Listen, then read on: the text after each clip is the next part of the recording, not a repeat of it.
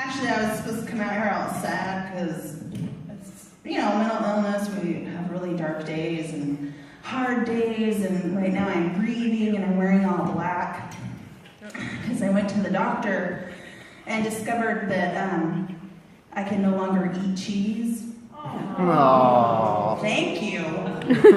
I never considered myself intolerant. Sorry, lactose. I am the Donald Trump of cheese. I have also been diagnosed with post-traumatic stress disorder, anxiety, depression, and wait for it, low self-esteem. Because I love cheese so much, I think about mental health or mental illness, my diagnoses, in terms of cheese. So, depression is a brie. Anxiety is a sharp cheddar. Low self-esteem is Cheese Whiz. My self-esteem, the amount that I have, can fit into a fortune cookie. And the fortune is you have low self-esteem. So I wanted to get community support for low self-esteem because it's a mental illness, right? Apparently. And I organized this fun run for low self-esteem, and nobody came. And I was like, come on, guys. We even have a depression fun walk. Because depressed people don't run, and we don't finish walks. I kind of wish I had manic depression so I could get something done once in a while. Laundry's piling up, so. You know who's depressed? Cats. I am so jealous of my cats. They just, they come to me and they snuggle and they purr and then they're done and then they scratch my face and run away. And I go, cats. But when I do that, I'm psycho. Okay? When I go out without pants on, I'm arrested. When I pee in a box, I'm inappropriate. When I lick myself repeatedly, I'm weird and gross. So I'm very jealous of my cats. Because they get away with it. So, marriage with mental illness, and when you act like a cat, can be tough.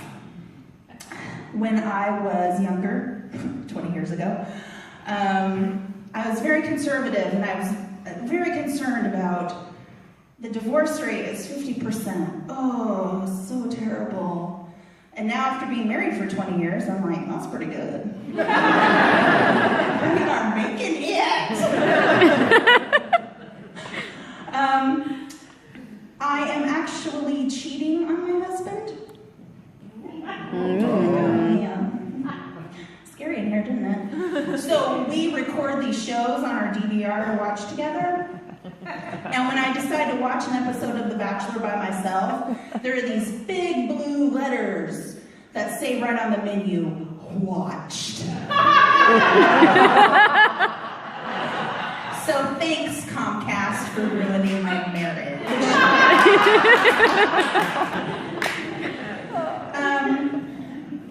My husband, I'm depressed. I don't really like people or stuff. And I'm an introvert, lifestyle choice. My husband is extrovert. He wants people to come over.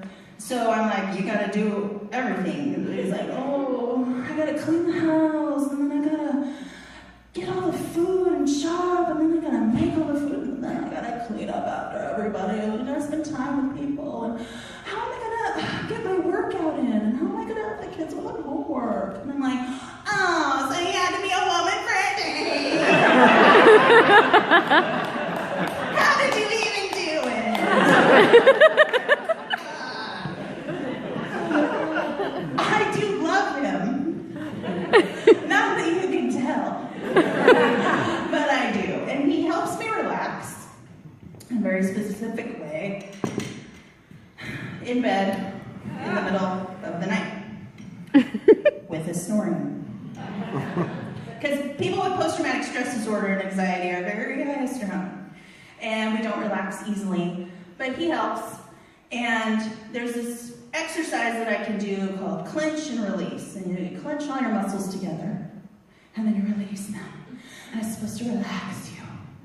So in the middle of the night while he's snoring, I go ahead and take my hands, and I put them around his throat, and I clench it.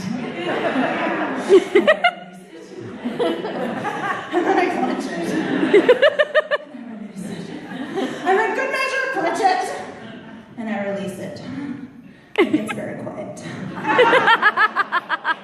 And it is very relaxing. So, I take antidepressants to help with my marriage. I mean, my depression. And I used to teach for 10 years. And actually, a former student of mine works in the pharmacy where I get my meds. She doesn't have to ask my name, she hands them over. I pay for them, she goes, huh, well that explains a lot. Thank you. My gynecologist is the one who prescribes my antidepressants. So, you know you're depressed when even your crotch is sad.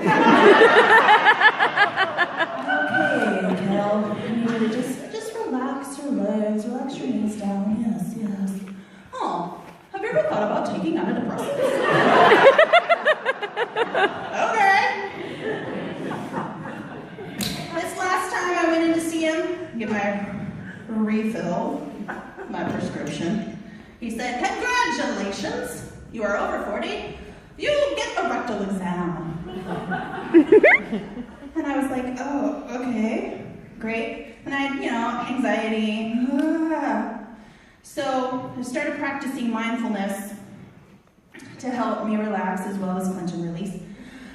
So I took a deep breath and I said, move all your awareness down into your butthole. Relax your butthole. Relax your butthole. This isn't working. One more time. Relax your butthole. I'm like, no, okay. So he's doing this thing, and I'm like, he's doing his sport right now, and I'm a sportscaster. I started narrating it as if I'm a sportscaster. Well, folks, it is an exciting event today. That was quite an athletic move around the rim. Oh my gosh, weak penetration on the side. He moves in, he moves out. He moves in, he moves out. He moves in, he moves out. Penetration up the middle, he's gonna go all the way. Go, go, go, go. He's in!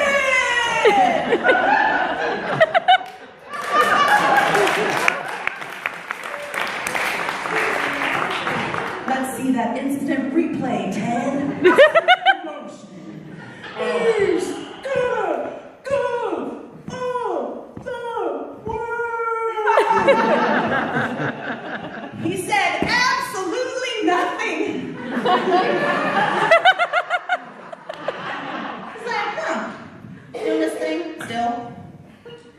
You think maybe you want to get off those antidepressants?